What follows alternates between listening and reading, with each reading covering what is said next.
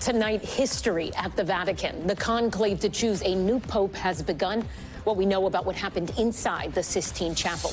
Black smoke from the Vatican rooftop signaling that no pope was chosen on the first votes. The crowds that flocked to see it all play out, and the dramatic images as the cardinals filed in and took their oaths. So what happens before the next vote? Lester Holt is there. Not guilty verdict. 3 former police officers acquitted of the fatal beating of Tyre Nichols in Memphis, an incident that sparked nationwide protest. The raw reaction tonight and why the officers still face jail time. New chaos at Columbia. The anti-Israel demonstrators storming a campus library wearing masks, hanging Palestinian flags. How campus security reacted. Airplane overboard. The Navy losing a multi-million-dollar fighter jet when it toppled off an aircraft carrier again. Our new reporting on how it happened. The $750 million settlement in the case of a New York gynecologist convicted of abusing hundreds of women. Some of those survivors speaking out to Top Story, saying no amount of money will erase the trauma they're still living with. Dangerous TikTok trends. Kids jamming items into their laptops, causing them to catch fire. Entire schools forced to evacuate. The Bachelor star fights back. A woman charged with faking a pregnancy by the former contestant, complete with a forged sonogram. What he told us tonight about the ordeal. And the new twist in the Karen Reed murder trial. The testimony today about when the question, how long to die in cold, was actually Googled. Top Story starts right now.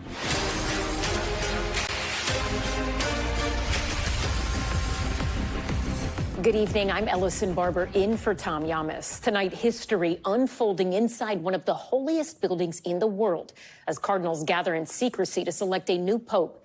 The monumental vote coming just weeks after the death of Pope Francis.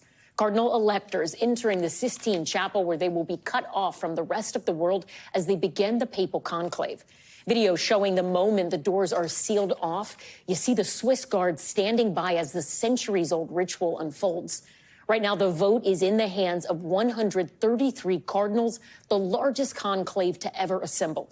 Ballots will be cast until a 2/3 majority is reached, and it's this moment that everyone waits for, when smoke billows over Vatican City, signaling whether a decision has been made.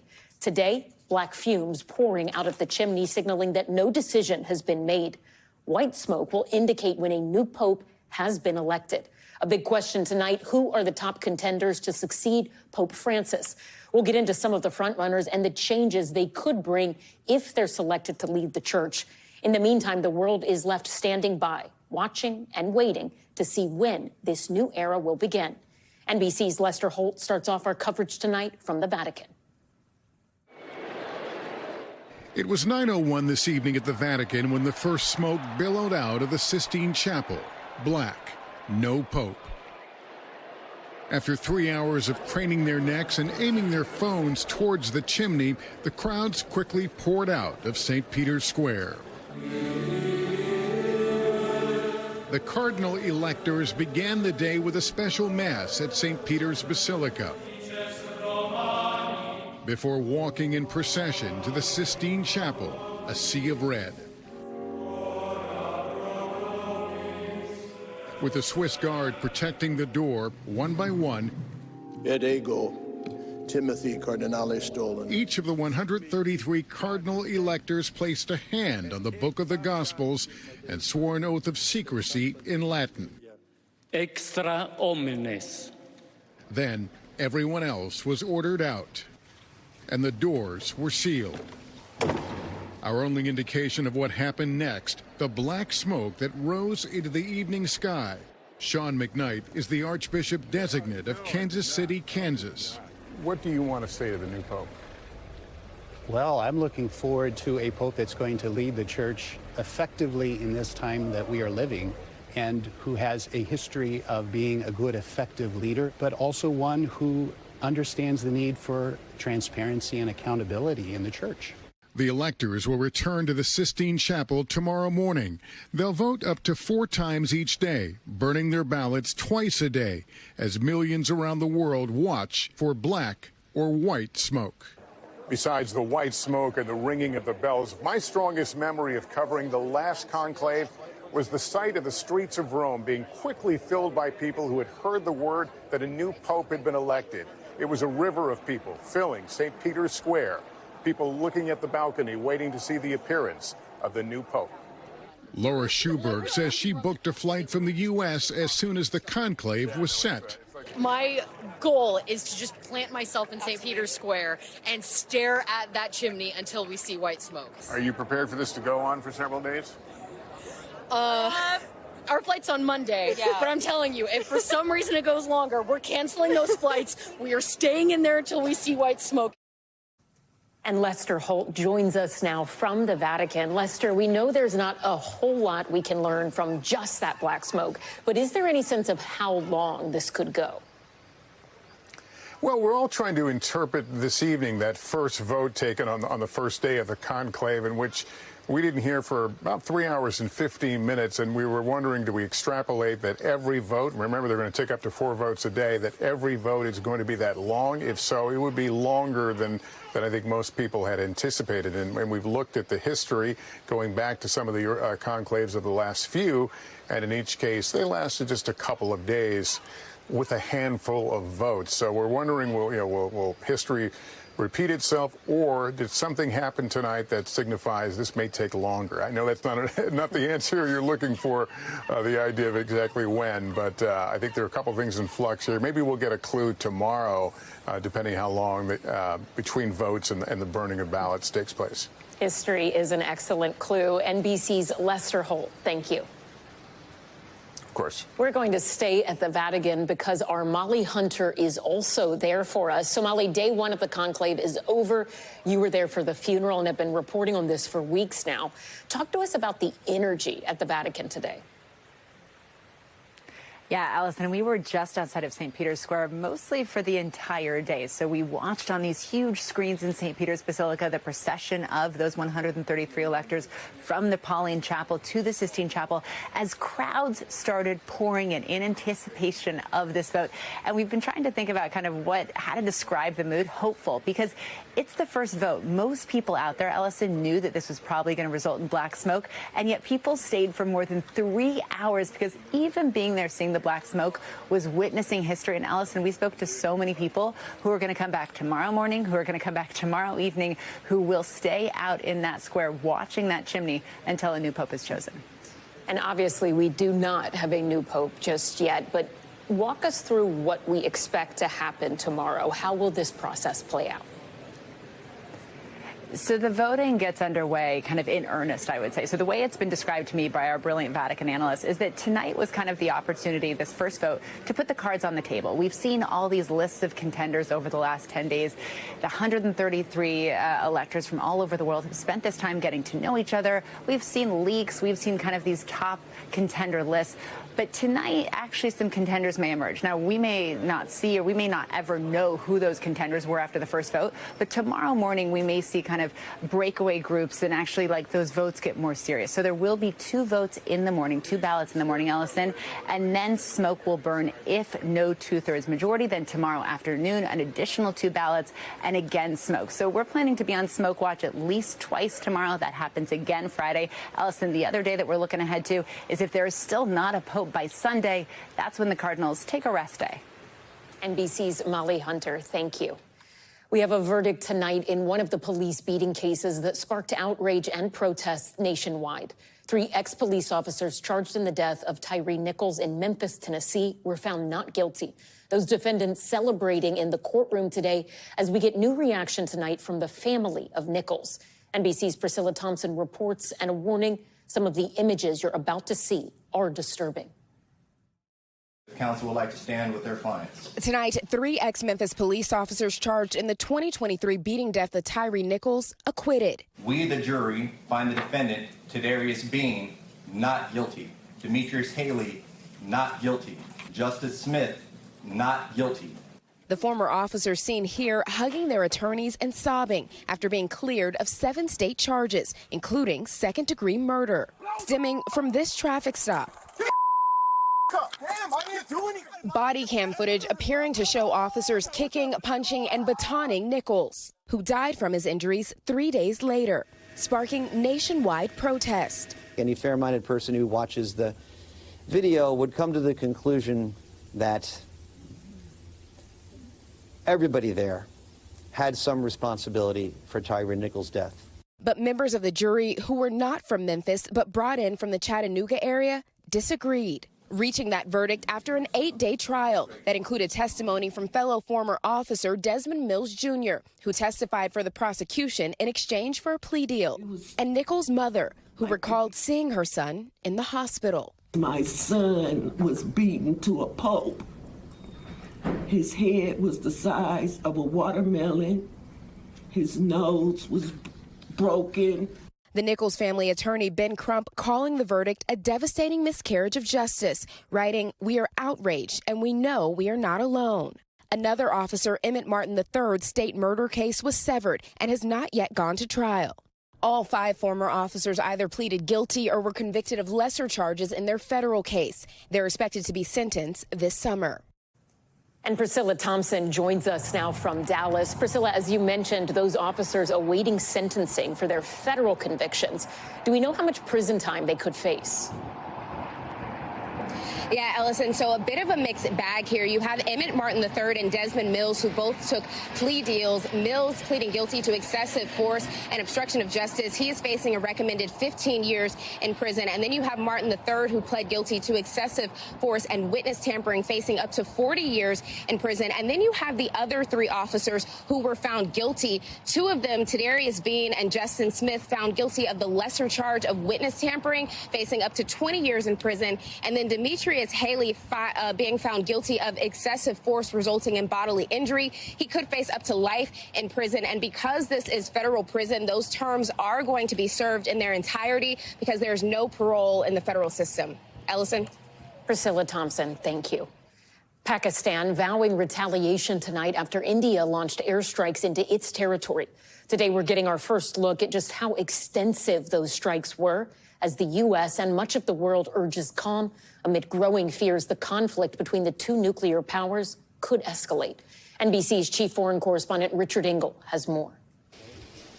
Tonight, India and Pakistan are trading blows in an alarming clash between the nuclear-armed nations that could spiral into a new open war. It escalated dramatically overnight, with India carrying out military strikes against at least 9 targets it described as terrorist infrastructure in Pakistani territory, and releasing these new images of the operation.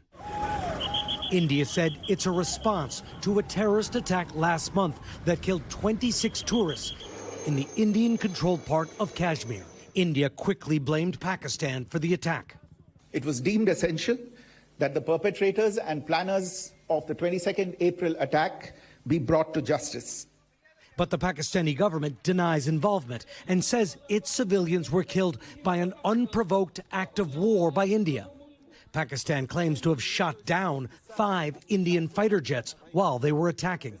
The core of the issue is, and has long been, the region of Kashmir, which is partitioned. Each side claims all of the disputed region for itself. Tonight, President Trump is calling for de-escalation. I know both very well, and I want to see them work it out. I want to see them stop. And hopefully they can stop now. They've gone tit for tat, so hopefully they can stop now. Pakistan's prime minister tonight said that India must suffer consequences and promised that Pakistan would take, quote, corresponding action. Ellison? Richard Engel, thank you. And here in the U.S., the FAA is taking action tonight in an effort to ease the strain on Newark Airport. We have some new reporting tonight on how those radar and radio blackouts impacted flights. We are also tracking the new Real ID requirements implemented today at airports nationwide. NBC's Tom Costello has this report. At Newark Airport today, far fewer delays and cancellations as the FAA reduces traffic into and out of Newark airspace. With its big hub at Newark, United Airlines says from Saturday, April 26th through yesterday, nearly 11,000 passengers suffered through 64,000 hours of delays, due largely to air traffic control staffing issues, runway construction, and equipment failures, including the simultaneous loss of radars and radios last week. 3 of the 4 radar screens went black. A current controller tells NBC News they've lost radars and radios multiple times since August. Last November, controllers say a FedEx plane drifted into LaGuardia airspace after Newark controllers lost comms. Citing stress, several controllers have now taken medical leave. Today, the FAA announced it's taking action, deploying a temporary backup radar system at the TradeCon in Philadelphia, leaning heavily on controller trainees who are certified in certain positions, and adding more telecom lines to improve unsteady transmission lines feeding radar data. But the upgrades could take till the end of the year. That relay system through the New York TradeCon is what is contributing to or causing the outages. Have your passport, real ID, and your boarding pass. Meanwhile, minimal delays at TSA checkpoints nationwide as they began requiring real IDs or passports to travel. Passengers who have neither may be sent for secondary screening. If I show up, I don't have a real ID, and oh boy, I forgot my passport, can I still get on my flight? That is, you can, absolutely. And we're going to work with you to make sure that we go through certain procedures. And Tom Costello joins us now from Newark. Tom, it's good to hear the delays at Newark are easing up, but I understand you also have new reporting that United Airlines is calling on the FAA to do more to try and help ease these issues. Yeah, that's right. So the CEO of United Airlines says, listen, this airport, Newark Airport, is the only airport in the New York City area that doesn't have regulated slots, takeoff and landing slots. In other words, the FAA is not regulating how many flights can come in and how many can go out. And as a result, according to United Airlines, this airport simply cannot handle the numbers of planes coming in. It can't handle the capacity. And so United's CEO is calling on the FAA to regulate the slots here, minimize how many flights can come in and out. Separately, the DOT secretary announced he is going to hold an emergency meeting with airline CEOs to discuss how they can manage this airport better. The secretary, Sean Duffy, holding a news conference tomorrow with airline CEOs. We see if they actually have an announcement on all this tomorrow. Tom Costello with more extraordinary continued reporting on these issues. Thank you. We're going to head to Columbia University now, where a protest on campus, a major standoff now between pro-Palestinian protesters and school officials, is underway. Look at this video. There's video from inside Columbia's main library showing what appears to be students clashing with campus security. Dozens of demonstrators occupying parts of the building in an apparent replay of those massive protests that swept through campus last spring. NBC's Emily Ikeda is at Columbia's campus. Emily, talk to us about what you were seeing on the ground now. We see NYPD officers behind you. Is that a new development? Yeah, Allison, that's right. Things are happening moment by moment. A short time ago, we saw members of the strategic response team, a part of the NYPD, begin to enter the library. This is the main library on Columbia's campus, the back side of it. So we saw them enter here, and you can see the barricades have been placed, some police officers here. And then we also have started to see apparent protesters from inside the building. They didn't say anything. They wore face coverings, and they walked out peacefully, not in handcuffs. A short time ago, maybe about a dozen people or go. You might be able to hear some of the demonstrations ongoing outside of campus as well. We've seen tensions in those videos, but also outside of campus. Maybe about 50 yards from where I am, some clashes between demonstrators, pro-Palestinian demonstrators, and police using barricades like this, pushing back and forth with each other as people had called for divestment from Israeli-backed companies, also protections from ICE here at the school. Columbia University had released several updates throughout the day saying that pro-Palestinian demonstrations occupied the reading room inside this library behind me. You could see videos of people carrying various flags. And then throughout the afternoon, we did notice a couple of people wheeled out on stretchers. We don't know the nature of those injuries. Columbia University also telling us that 2 of their campus police officers were injured during some of the clashes. There were protesters, according to Columbia University, that were trying to get out and also get into the library behind me. Columbia University saying that they require people to provide identification and disperse, or they could face possible arrest. And now what we are seeing play out behind me is NYPD is playing a role in this. So, Emily, Haley, let me ask you, those NYPD officers behind you, from what you have been able to see on the ground, are they preventing more students from going inside? Does it look like they are planning at all to go inside of that library and remove any students who still remain indoors?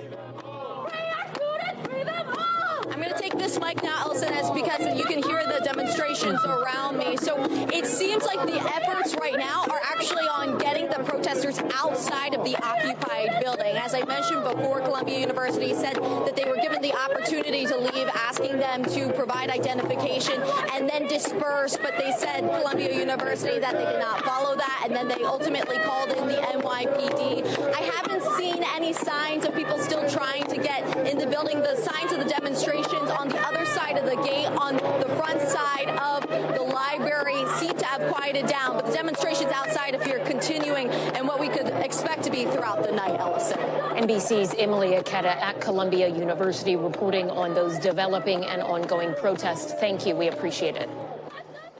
We will be back in just a moment with the burning question in the Karen Reed retrial. When exactly did her friend Google how long to die in the cold?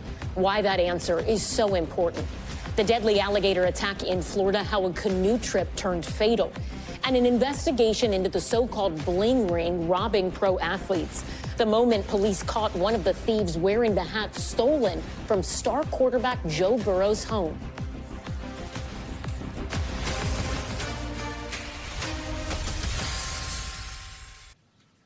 We're back now, and testimony continuing today in the retrial of Karen Reed, the woman accused of hitting her boyfriend, a Boston police officer, with her car and then leaving him to die alone in the snow outside of a Massachusetts house party.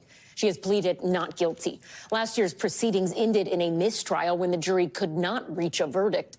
Today, the focus of the proceedings is the timing of a Google search on the phone of Jennifer McCabe, a friend of Reed's. The prosecution arguing that search, how long to die in cold, happened at 6:24 a.m., but the defense saying it happened at 2:27 a.m., supporting their claim that Reed is the victim of a cover-up involving law enforcement. NBC News legal analyst Danny Savalos joins us now on set.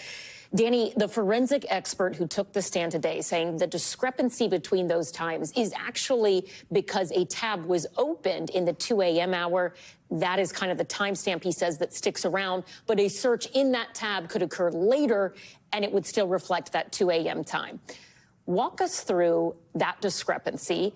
First of all, did that forensic expert sufficiently prove his point? And also, does that matter significantly for the outcome of this trial? This issue matters so much that the Commonwealth has successfully called two experts to essentially testify to the exact same issue. And I'm a little surprised that the defense wasn't able to exclude this kind of testimony because it was duplicative. We've already had an expert essentially testify to the exact same thing, and it is this: that it explains that when a search was conducted at 2 a.m., it shows 2 a.m., but that really wasn't the right time. It was actually conducted later at 6 a.m., and this is a common mistake, and it has to do with when you open the tab on your phone as opposed to when you actually conduct the search. So we've heard similar testimony already, but you know it's important because it defeats the defense's theory that McCabe was doing this search at that time at 2 a.m., and that would have been before anyone knew O'Keefe was even missing.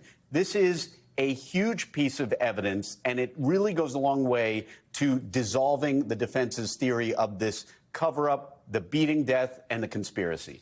If the defense is able to create doubt, even just a tiny bit, that maybe this search actually did happen at 6 a.m., or even if it was possible that this tab was opened at 2 a.m., you can't be for sure that that search occurred when that tab, or at the time prosecution is saying that it did, right?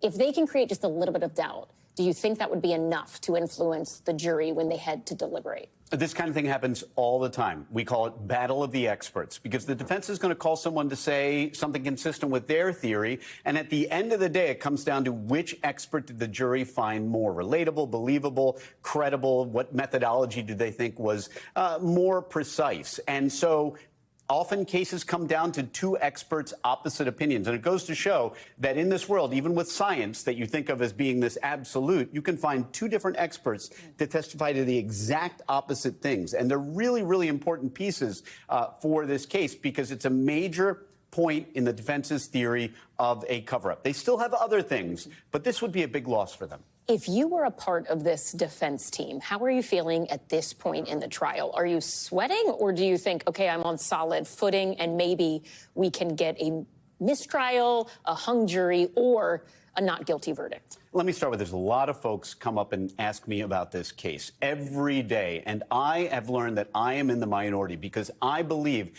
that the prosecution is doing a better job this time around than they did the first time, which is understandable because they've had practice. They know where their weaknesses are. But we haven't heard from the defense yet. And the defense is putting on a case.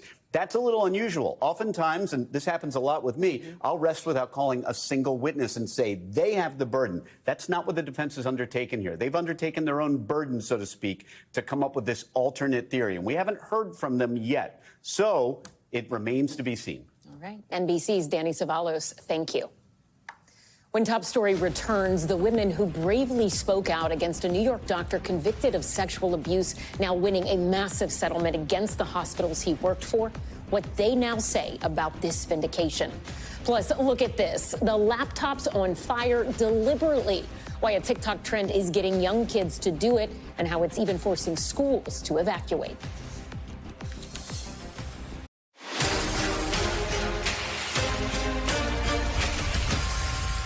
We are back now with Top Story's news feed. Charges just filed against the man accused of driving his car into Jennifer Aniston's front gate.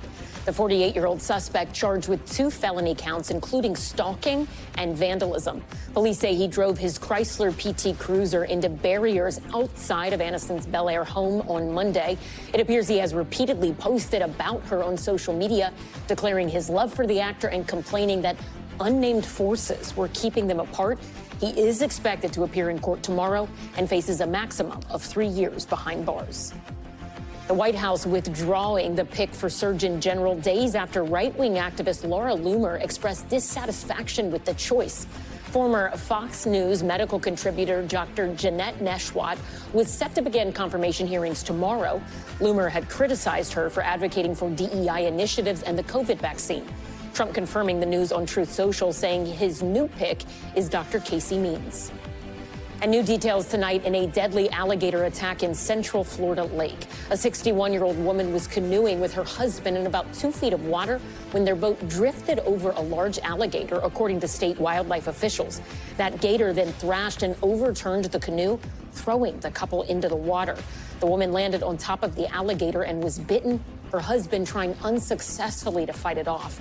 Florida's Wildlife Commission says they are now investigating. And for the second time in 8 days, a fighter jet went overboard from the USS Harry S. Truman aircraft carrier and is now at the bottom of the Red Sea. The 2 aviators aboard the jet ejected after a failed landing. Officials telling NBC News the tailhook failed to hook the wire that slows down the plane. It then continued to accelerate toward the bow and went into the water. An investigation is underway. Now to a major update in a story we've covered here before. Hundreds of survivors of sexual abuse by an esteemed OBGYN reaching a $750 million settlement with his former employers. That agreement between the plaintiffs, Columbia University, and New York Presbyterian Hospital marked the end of a 13-year legal battle and brings the total paid for the abuse of former Dr. Robert Haddon to a whopping $1 billion. Tonight, Columbia University and New York Presbyterian Hospital reaching a $750 million settlement with hundreds of patients who were sexually abused by disgraced former gynecologist Robert Haddon. What does this day, this moment, feel like for each of you? It feels historic. This settlement is a big victory for us, for all survivors who fought so hard to get us here and to this day. This is a really big win for all the survivors and all of those that didn't come forward. The plaintiff's lawyer saying the average payout from the new settlement will be about $1.3 million per person. That brings the total legal payout in civil cases involving Haddon to more than $1 billion. It's kind of bittersweet because we know it is a great win, but we also know there's a great fight that's coming because the settlement it just doesn't end here. Haddon was convicted of molesting patients during a decades-long career at prestigious New York City hospitals, including Columbia University Irving Medical Center and New York Presbyterian. In 2023, Haddon was sentenced to 20 years in prison after federal prosecutors proved he had sexually abused patients between 1987 and 2012.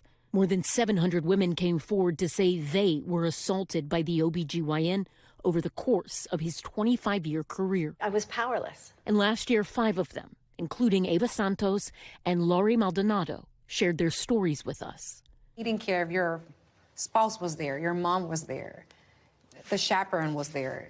He had the ways to do it for no one to notice. I think at that moment I was frozen and I couldn't do anything or say anything. The way I want to be remembered is that I did say something. Another woman, Laurie Kenyak, also accusing then Columbia University doctor Robert Haddon of sexually assaulting her at a postpartum checkup. There was no one else in the room. I was naked in a paper gown, and here's a man that had the guts to orally assault me. All these things go through your mind. Who do I speak to? How do I get out of here? Who's going to believe me? It's my word against his. She called police, and soon after, Haddon called her. Yeah, hi, Laurie. It's Dr. Haddon calling. You know, I just got word that you called the office and you're upset and you were calling the police. What the heck happened? What's going on?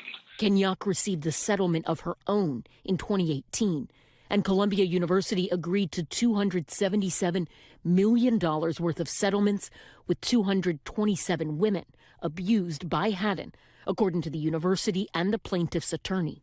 But survivors we've spoken to say their fight was never about the money. I'm still super afraid to visit a doctor. No amount of money can change this last 17 years of trauma that I have to carry. When asked, New York Presbyterian Hospital referred messages seeking comment on the latest settlement to Columbia. In a statement provided to NBC News, a spokesperson for Columbia University saying in part, quote, "We deeply regret the pain that his patients suffered, and this settlement is another step forward in our ongoing work and commitment to repair harm and support survivors." Do you feel like you ever got systemic change and or a direct apology? Not at all. And I feel Columbia hasn't done anything because this settlement, it wasn't Columbia that did it. It was the survivors. The settlement is big. It basically is a message that, we're going to hold institutions accountable. But so far, the answer is not yet, and we have lots of work to do. In November 2023, Columbia announced it would be notifying more than 6,000 of Haddon's former patients of his federal sex crime convictions and giving victims the opportunity to apply for compensation from a $100 million settlement fund. The deadline to apply has been extended to May 15th. The women we spoke to today say they are now advocating for the U.S. Attorney General to investigate Columbia University's role in Haddon's abuse. We have an in-depth investigation tonight into what's being called the new bling ring. That's a group of South American criminals charged with breaking into the homes of professional athletes like Joe Burrow and Patrick Mahomes. But some victims, they're just regular people. Lou Raguse from our Minneapolis affiliate KARE 11 takes us inside the crime ring. Sarah Shazer is not a celebrity or a professional athlete. No, absolutely not. But she shares some well-known company as a victim of an organized and sophisticated international crime ring targeting high-end homes across the country, a Chilean bling ring. Within a couple of weeks, the detective in Eden Prairie was really great and called with this theory, which I thought was no way. It just sounded too big. But it turns out he was right. The crime ring made national news last fall when millions of dollars of jewelry was stolen from the homes of NFL stars Patrick Mahomes, Travis Kelce, and Joe Burrow. This window was at Sarah's home, cut out like in a shape. The burglars cut open a window to get in and went straight to the bedroom. They were after the jewelry. They were after gold. And they got a lot of Sarah's sentimental jewelry. My wedding ring was off my hand because it needed a diamond replaced. And they took that. 10 days later, the burglars, Chilean nationals using fake Argentina IDs, were arrested in suburban Philadelphia after breaking into homes there. Location data from the rental car linked the suspects to burglars all across the country over 2.5 weeks. The MOs are all the same, and it's the same that we've seen across the metropolitan area, across the country. West St. Paul Police Chief Brian Sturgeon is deep into the investigation of the Chilean bling ring after 4 high-end homes in Sunfish Lake were hit, including former Minnesota Viking Linval Joseph's house. Other pro athletes affected in Minnesota are Carl Anthony Towns and Mike Conley. Twins owner Joe Polad's house was burglarized too. So this is a little more sophistication than your run-of-the-mill burglars in the Twin Cities? It is. It is. From drone surveillance to this, a Wi-Fi jammer found in the car when the group in Philly was arrested. A lot of alarm systems and video camera systems utilize Wi-Fi to operate. So these Wi-Fi jammers are able to then make those cameras or those security systems offline, put them offline, make them useless. How you guys doing? A federal investigation became public in Ohio when another group was arrested, one of them wearing Joe Burrow's Bengals hat with his LSU t-shirt in the trunk. Court papers say these suspects' cell phones were filled with photos of them posing with Burrow's jewelry and location data linking them to yet another group in Florida also posing with jewelry allegedly stolen from pro athletes. They are all now charged together in cases involving at least 6 professional stars. 2 people from a New York City pawn shop raided by the feds are also charged. The FBI saying they found up to $5 million in stolen property that the pawn shop bought from South American theft groups, including the Burrow burglars. Some of that property I know stays in the country, but I know a lot of it leaves the country as well. When the Chilean suspects leave the country, Chief Sturgeon says they are replaced by others using tourism visas for their crime sprees, most of them ultimately connected. Are they all working for the same boss? It seems like it's the same organized group. We don't have the things of value that these sports people have, but it means a lot to us, and we worked hard for it. And then for people to just come in and think they can just take it, it's so aggravating. When Sarah's burglars were arrested in Philadelphia, one of them had her wedding ring in their pocket. Police recently returned it. It was a small consolation. It was great to get it back, though. I felt really good, and the detective said he's never seen it happen before, that somebody got something back. While the federal investigations are as high-tech as the burglary ring they're trying to bring down, Sarah's case was solved with old-school detective work. Eden Prairie police matched a footprint in the fresh snow outside Sarah's window to the shoe worn by one of the Philadelphia suspects. Miguel Guzman Pardo pleaded guilty, making him the only thief in the more than 60 burglaries in Minnesota linked to the Chilean bling ring to be held accountable so far. It's such a violation, and you want people to, I hate to say pay for what they did, but that there are consequences. What makes you think you can do that? Our thanks to KARE 11's Lou Raguse for that report. In tonight's top story, Global Watch, an investigation is underway after a U.S. Army Black Hawk helicopter pilot was found dead in Honduras. The 25-year-old's body was discovered off base. According to his unit, he was on an authorized absence from duty. He was originally from Texas and graduated from the U.S. Military Academy at West Point in 2023. A Soviet-era spacecraft is expected to plunge uncontrolled back to Earth in the next few days. Similar to the one seen here, the spacecraft was launched in 1972 on a mission to Venus. It never made it out of Earth's orbit because of a rocket malfunction. Most of it came tumbling down, but this last piece has been circling the world for the past 53 years. Scientists say it should re-enter around May 10th, but that people should not be worried about any sort of large impact. And Disney's 7th theme park resort is coming to Abu Dhabi. In an interview with CNBC, Disney CEO Bob Iger saying design work on the park has already started. It's described as a blend of fashion, architecture, and cutting-edge technology. No word yet on when Disney expects the new park to open. And we're back in just a moment with the star of The Bachelor speaking out to Top Story after a woman is charged with falsely saying he got her pregnant, even showing a fake ultrasound. And is this the future of identity checks? The new orb technology from the man behind ChatGPT, why it's already causing controversy. We're back with a new TikTok trend that's literally catching fire in schools across this country. Students intentionally trying to set their Chromebooks on fire by sticking school supplies in the ports. Fires at multiple schools forcing students to evacuate. NBC's Rahema Ellis has this look at how the trend is spreading and the dangers it presents. It's the disturbing TikTok trend putting kids in danger in classrooms across multiple states. A growing number of videos posted to TikTok and other platforms in recent days, appearing to show kids sticking school supplies like pencils and paper clips in their Chromebooks, sparking electrical fires and releasing toxic smoke. One incident at Connecticut's Newington High School forcing an evacuation. It became clear that the damage was done intentionally, that it wasn't a malfunctioning Chromebook, but rather a student had intentionally done things to it that caused it to smoke and eventually melt. Thankfully, no one at the school was injured. But the town's fire marshal, DJ Zorton, telling us it's not just the fire that poses a threat. What is the potential danger these students might be putting themselves and others in? There is a risk of electrocution, depending on what you're inserting into these laptops. If there's a fire, it's producing toxic smoke. We don't want people breathing that stuff. The lithium batteries are volatile, so if it does explode, there's a potential that you're going to injure people around you. At least 2 other schools in the state also reporting Chromebook fires. The hallways filling with smoke. We went in and ended up finding a laptop in a classroom that was pretty much out but on fire at one point. Ready? Yeah. The trend popping up in classrooms from coast to coast.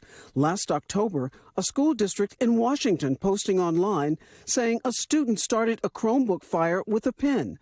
There's no one clear reason why students are doing this. One of the videos simply reading, quote, anything but work.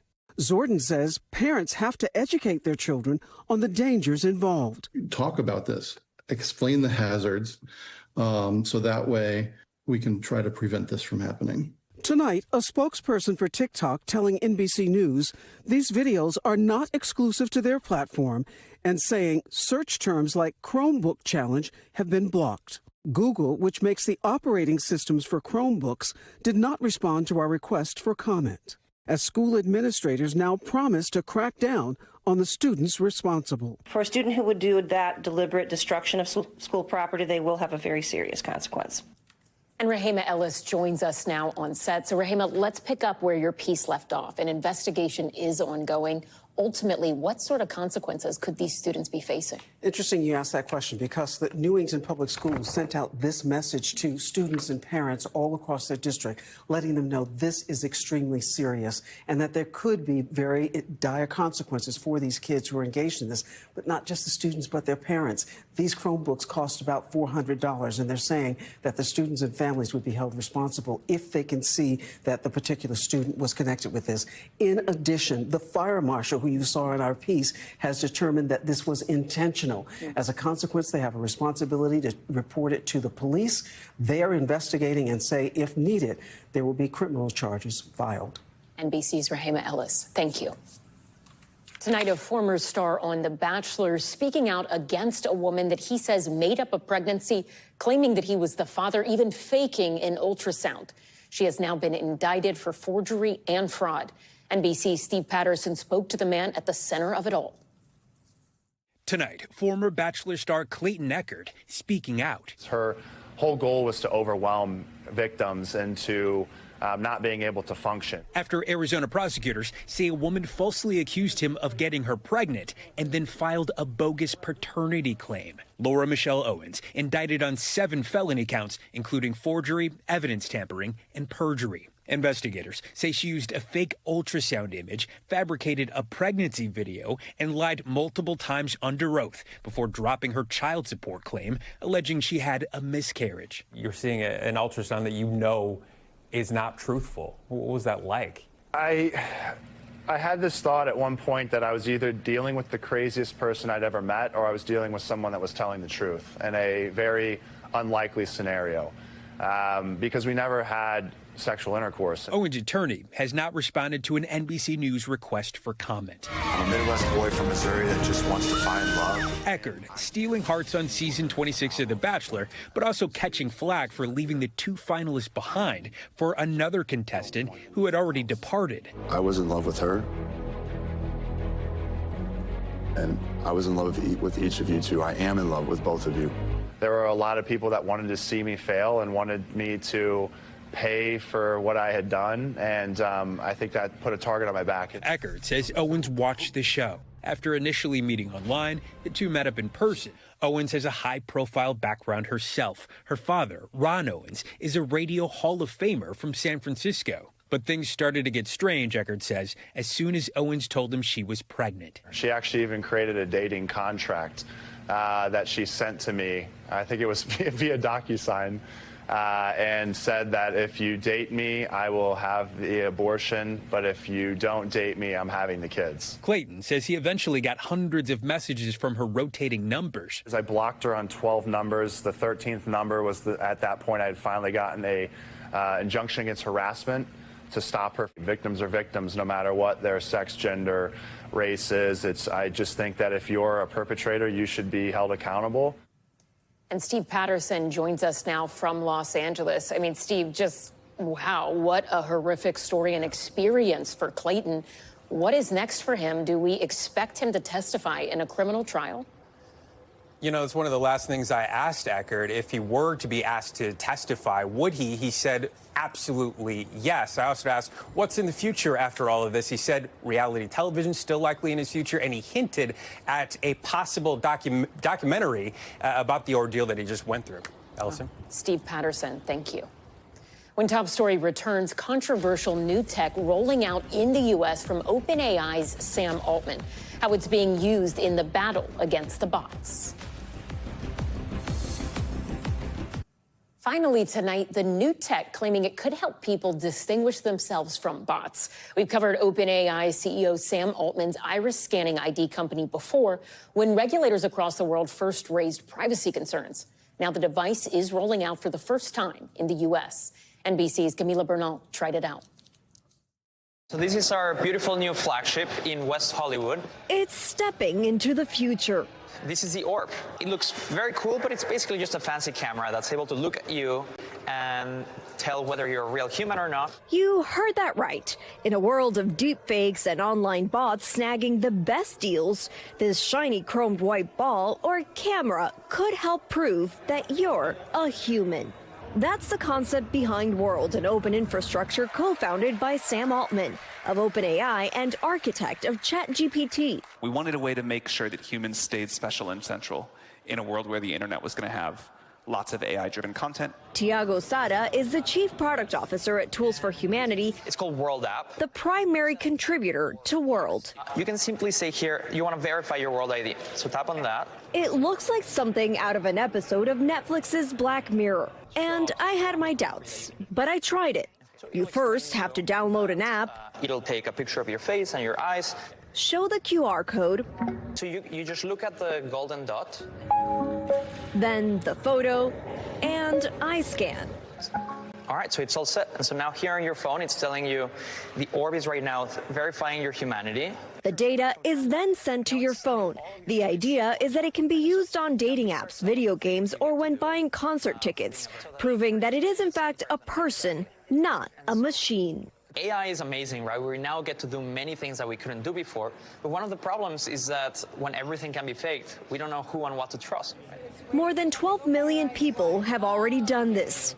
And I'm one of these people that just get so frustrated with passwords all the time. I have like a zillion passwords. If I could do it just once, my face, I'm done. And in exchange, you could claim my money. Yes, exactly. Those of us who do it get paid in a cryptocurrency called WorldCoin. So it's worth $35.17. Yes, and it goes up and down depending on how people do it. In the future, Tools for Humanity hopes to charge a small fee to the website or companies that use it to verify their customers. But right now, it's not making any money. Another possible roadblock, privacy concerns. And so what's really going to be key is how is that data held? How is it stored? How is it transferred? Is it deleted immediately? World says that anyone who does this, including me, can delete the information at any point. Okay, what is the privacy aspect of it? I know they mentioned that they deleted off their platform, but it's always going to be like something to wonder about. And governments in some countries where it's rolled out have already banned or imposed fines on the tech, saying it runs afoul of local data privacy and currency regulations. On Monday, a court in Kenya giving World 7 days to delete the biometric data gathered from its citizens. Tools for Humanity says it's engaging with regulators worldwide and is working through the challenges and will keep building.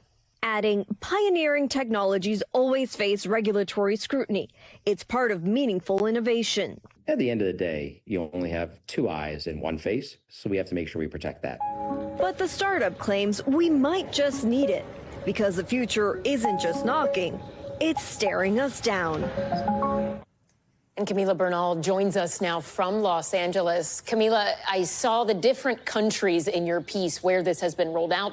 Other than LA, where you tried it out, where else in the United States can people try this? Yeah, so SF opened last week. You saw LA, and then Miami opens up actually tomorrow. Then they're going to have stores in Atlanta and Nashville and Austin. But the idea is to have these cameras be sort of ATM machines. You can go up to them in stores or anywhere where they are and just show up and identify yourself as a human, Allison. So once people have scanned and given this new form of ID, what can they do with it on World's app? Yeah, so if you want to play a video game and you want to know that you're playing against a human, you can verify yourself through the app. If, for example, at some point Taylor Swift wants to make sure that it's all her fans and not bots that are trying to buy her concert tickets, then they could use the technology. Or say you're flirting with someone on a dating app, well, you want to make sure you're actually flirting with a human and not a robot. So all of these will be used in the future. At least that's what this company hopes to do, so that you can really distinguish yourself from the very intelligent internet. A fascinating look into the not so distant future. Camila Bernal in Los Angeles, thank you. And thank you at home for watching Top Story. I'm Ellison Barber in New York for Tom Llamas. Stay right there. More news is on the way. Thanks for watching. Stay updated about breaking news and top stories on the NBC News app or follow us on social media.